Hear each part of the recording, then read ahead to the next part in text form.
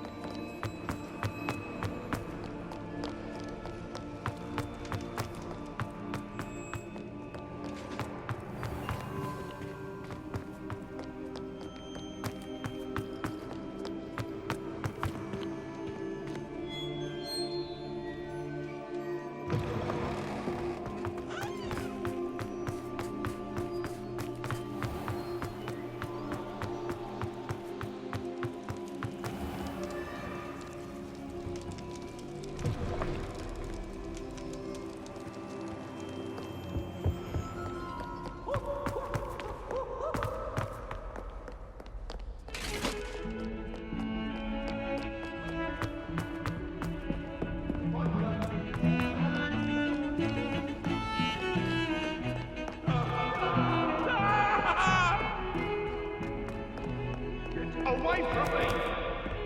It was an...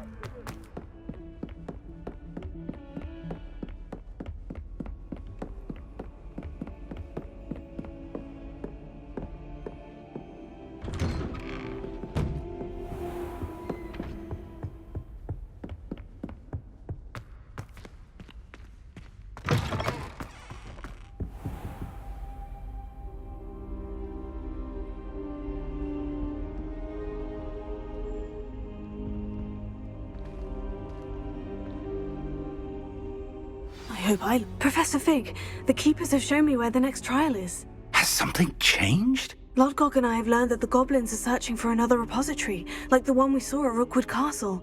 And I discovered that they're building massive drills to help in their search. Professor Fitzgerald seemed very concerned. I see. Ranrock clearly knows even more than we suspected. And sir, there's something else. Lodgok knew Miriam. He knew Miriam? They encountered each other at Rookwood Castle. She was doing research. That's where she found the container with the port key. He liked her so much that he let her leave with it, despite orders from Ranrock. I don't know what to say. She could win over almost anyone. I want to hear more of this. And, in fact, I'd like to speak with Lodgok directly. But we've no time now. Where is the next trial? Believe it or not, it's in the headmaster's office. Incredible. Very well, you'll need the password to get past the stone gargoyle. The headmaster's house elf will know it. I don't know the headmaster's house elf. Will he even speak to me? I imagine he's loyal to the headmaster. He is, so you'll need a disguise. I have just the thing, a polyjuice potion. You'll look and sound like Professor Black. Wait, doesn't polyjuice potion require a bit of the person you want to change into? And take ages to brew? It does. So how do you already have polyjuice potion to change into Professor Black? One never knows when such a thing may come in handy. Let's just say I felt the need to be prepared for anything after my fruitless trip to the Ministry on his behalf. Now, time is of the essence. Drink up and I shall explain more.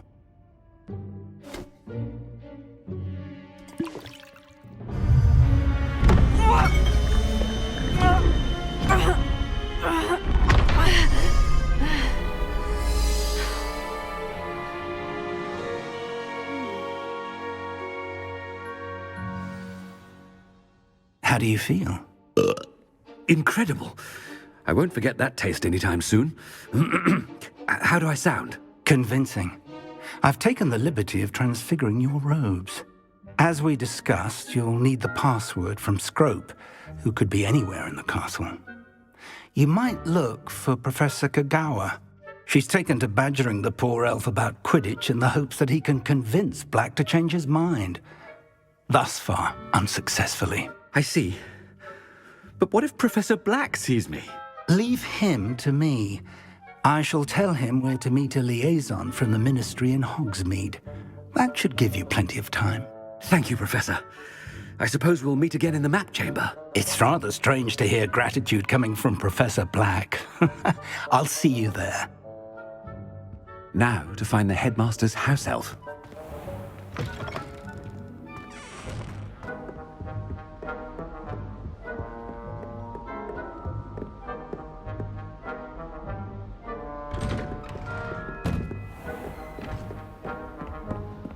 Do you have a moment, Professor? Professor, I was hoping to catch you. Places to be, Professor Sharp. Places to be. Of course, sir. Only... you'd asked me about a particular potion, and I did? I did, yes. Well, spit it out, Sharp. I don't have all day. Probably best not to discuss it here, sir.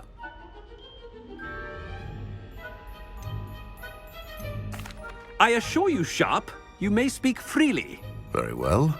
I've brewed the cure for boils you wanted. I can drop it by your office when it's convenient.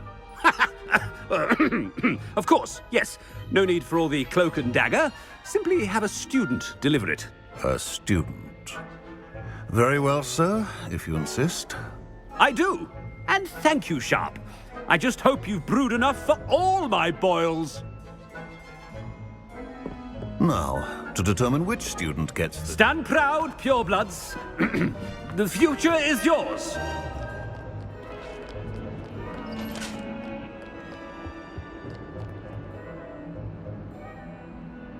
What could the headmaster want?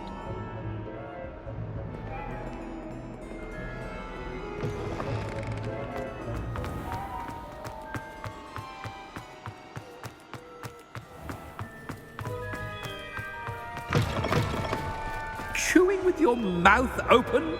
Where are your manners? Professor Black, how are you, sir?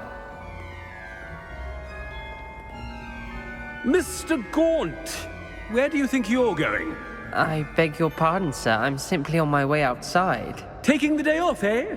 Typical student, wasting the hours away. I have to write 20 inches on Dittany and its uses. Was heading to the greenhouse. Ah, yes. Mixed with bubo tuber pus makes a fine mustache paste. Yes, mustache paste. I find. Are you feeling all right, sir? You don't seem yourself. I assure you I am quite healthy, Gaunt. If I need a medical diagnosis, I shall head to St. Mungo's. Something is very wrong.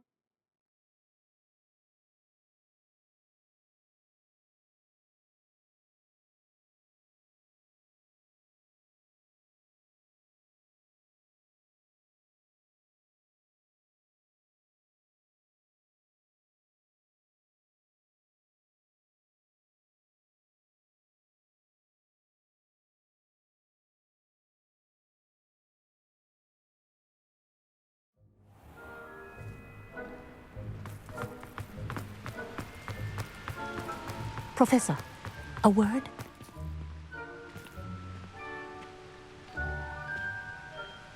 Professor Black, again, it is not too late to reconsider your decision regarding Quidditch. We could still have trials and a somewhat shortened season. It would be better than none at all. But the injury, Madam Kogawa. Professor, more than one student has taken a bludger to the head on our pitch. I dare say it knocked some sense into them. And they're fine now. The fact that it happened to be a pureblood, well, that's no reason to... What nonsense! That you would trivialize the health of a student over a silly game. A silly game? You are quite impossible sometimes. Sir, I've a good mind to write to the Department of Magical Games and Sports at the Ministry about you.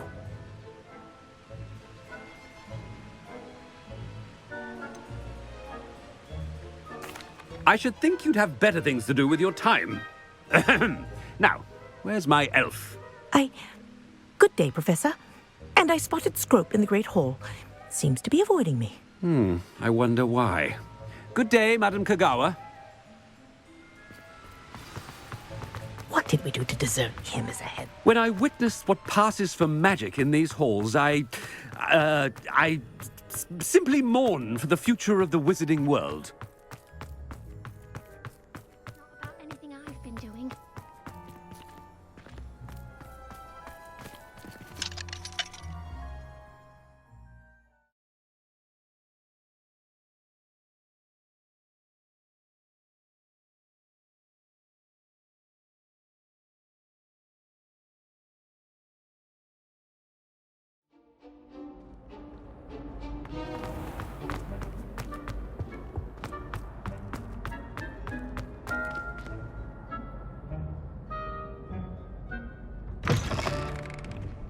Greetings!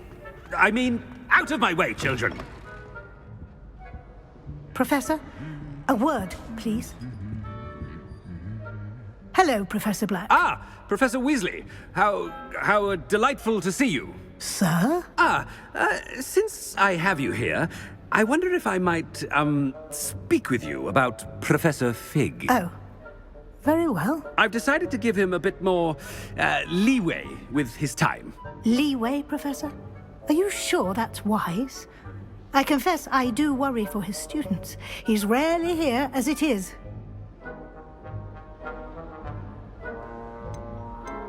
Ah, well, yes. He's handling some official ministry business for me. I see. But, sir, if I may, I am wary of how much time the new fifth year seems to be spending away from the castle, supposedly on Professor Fig's behalf. I've heard unsettling rumors of their escapades. Everything from sneaking into the Forbidden Forest to confronting Ranrock's loyalists and Rookwood's lot. What? Goodness. You cannot believe everything you hear, Professor. No, you cannot. I mean, I shall keep an eye on Fig. You simply keep doing the wonderful job that you're doing. Simply wonderful. Thank you.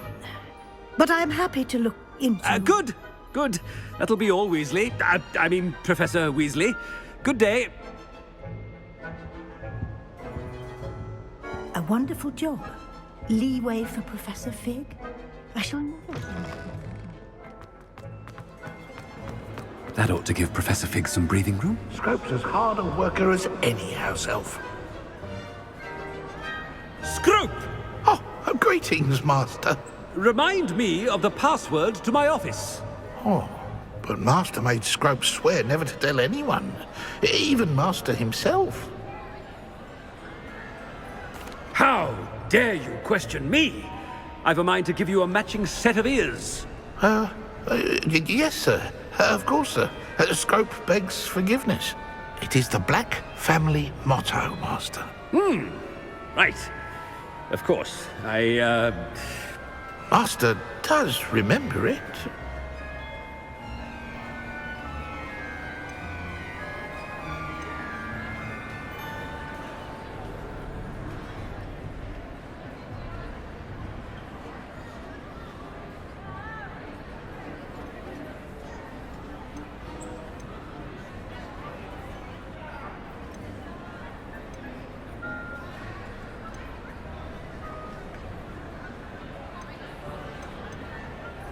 It's pure bloods forever, isn't it?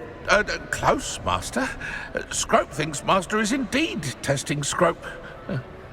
It is always pure. Obviously. And, of course, as Master knows, in French. Yes, of course. I order you to pronounce it for me. Oh, but Master knows that Scrope's French is most pitiful. Oh, very well. Toujours pur. Ha! Thank you. Never speak of this conversation with me or anyone else. Of course, sir. Scrope shall try his best to keep out of Master's way. The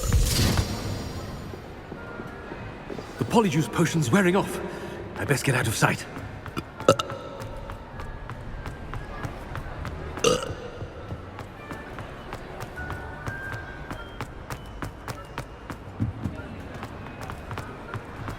Made it just in time. It's wearing off. Fig was right. I can't believe it worked. Now, to speak the password to the gargoyle.